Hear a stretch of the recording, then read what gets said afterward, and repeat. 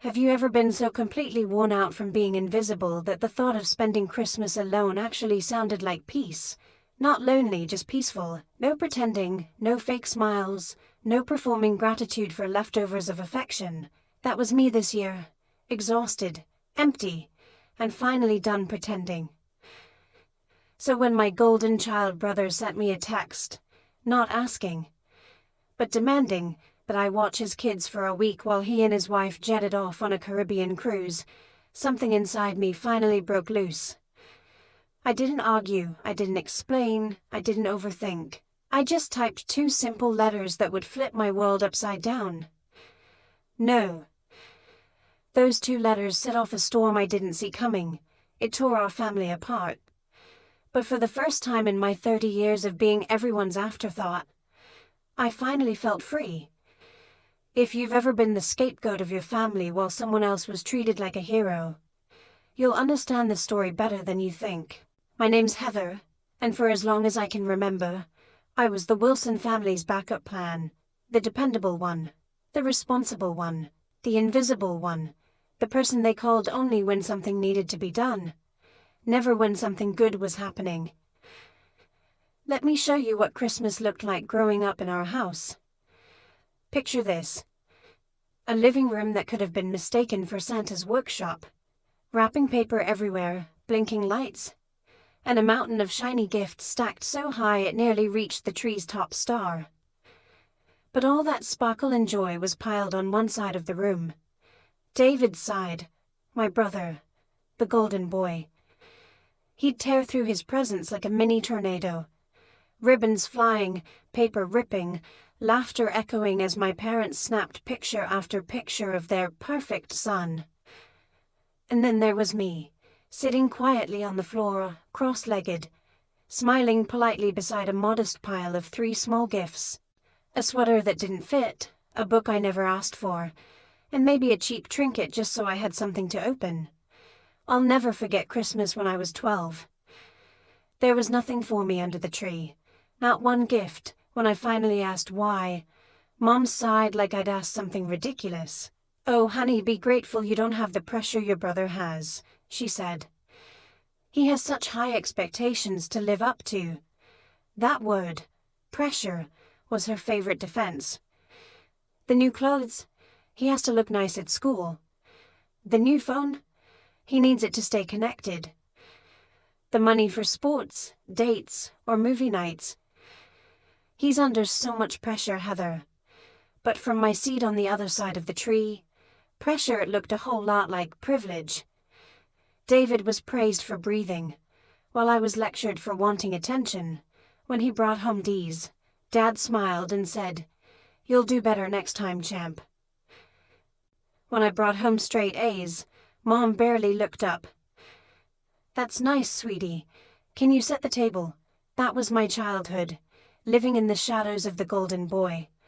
Over time, I became the family's personal multi-tool, babysitter, maid, chauffeur, therapist, you name it. When David wanted to throw a party, I was the one watching his friends. When the party was over, I was the one cleaning up the mess. When his car broke down in the middle of the night, it was me driving across town in my pajamas because, of course, I didn't have plans that mattered.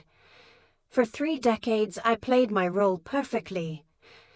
The good daughter, the quiet one, the reliable one who never said no, even when it meant sacrificing my own life, my own time, my own happiness. I told myself that's what family meant, that love was something you earned by being useful, that maybe if I just kept saying yes, one day they'd see me for who I really was. But this Christmas, everything felt different. I sat alone in my 1-bedroom apartment while my family probably laughed around Mom's dinner table without even noticing my empty chair. The radiator groaned in protest at the cold. I lit a small candle.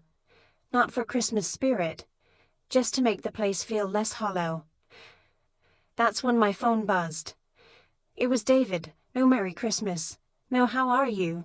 Just, you're watching Emma and Jake next week while Sarah and I cruise the Caribbean. Flights Tuesday. No question mark. No please, just assumption." That was David in a nutshell, entitled, careless, confident that I'd always bend.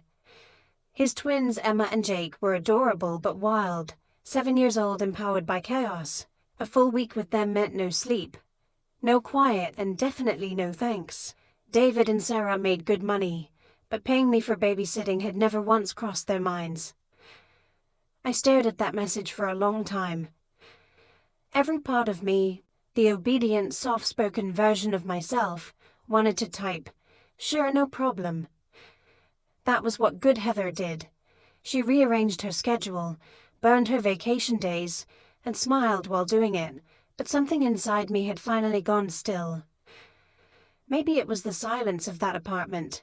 Maybe it was realizing that no one had even thought to invite me to Christmas dinner. Maybe it was finally seeing that David had never, not once, asked how I was doing. Whatever it was, I finally typed the word that changed everything. No. 2 little letters that felt like a lightning strike after a lifetime of clouds. The next morning, the doorbell rang. I opened the door to find David and Sarah standing there, looking like they'd stepped out of a travel magazine.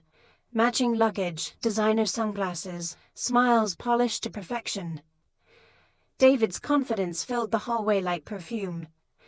"Hey sis," he said casually, already rolling his suitcase past me. "Didn't get your text. We're leaving in a few hours." For once my voice didn't tremble. "Actually, David," I said evenly, "I meant it. I'm not watching the kids." It was like watching someone walk straight into a glass door they didn't see coming. His face froze mid-smile. Sarah's jaw dropped. "What do you mean, no?" David's voice sharpened like a blade. "We already paid for this trip, Heather. The kids love you. And find someone else," I said, calm as ever. "Or take them with you. But I'm not available." Sarah whispered something to him about refunds and cancellations, and I caught the word ungrateful. They glared, turned, and stormed off, suitcases rattling angrily against the floor. The sound was final, like a door slamming shut.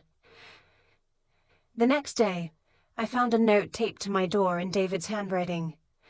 "You'll regret this, Heather. The family remembers." After 34 years of being their go-to, that note felt less like a threat, and more like proof that I'd finally taken back my life. That night, memories started bubbling up. The college fund Mom and Dad said they couldn't afford because David needed a car. The vacation money I loaned him for his wedding never paid back. The hospital stay he ignored because fantasy football was more important. 3 days later, my phone rang. David again. Music and laughter filled the background, ship noises. They'd found someone else to watch the kids and gone anyway. His voice was slurred. "You ruined everything," he spat. "Sarah's parents had to fly in. Do you know how embarrassing that was? Mom's right. You've always been selfish." That word hit like a punch. Selfish. The same word they used every time I asked for fairness or boundaries. I took a slow breath. "I don't think asking for respect is selfish, David." He scoffed. "You'll regret this when you have nobody left. We're all you've got, Heather. Without family, you're nothing." Then he hung up. What came next was the avalanche. Dad called first, disappointed and cold. "Heather, what's gotten into you? David says you refuse to help with the kids. That's not like you."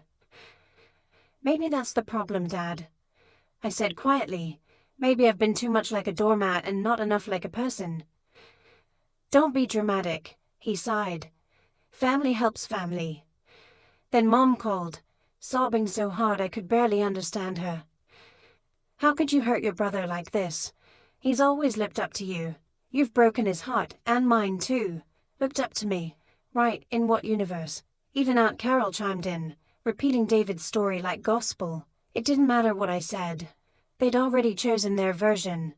But for the first time in my life, I didn't argue. I didn't explain.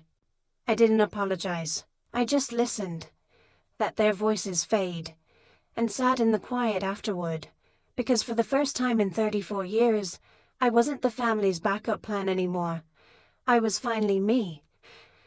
And that's when I realized, sometimes saying no isn't selfish. Sometimes it's the first step toward finally being free. How his selfish sister had abandoned him in his time of need. How I'd become cold and cruel. How worried they all were about my mental state. It was like being buried alive under an avalanche of guilt and manipulation. Every voice from my childhood came back to haunt me, telling me I was wrong, I was bad, I was the problem. That you know what? For the first time in my life, I didn't bend. Christmas Day came and went.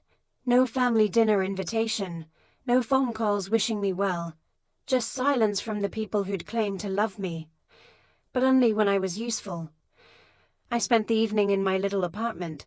Just me and that flickering candle. The radiator kept making its old building noises.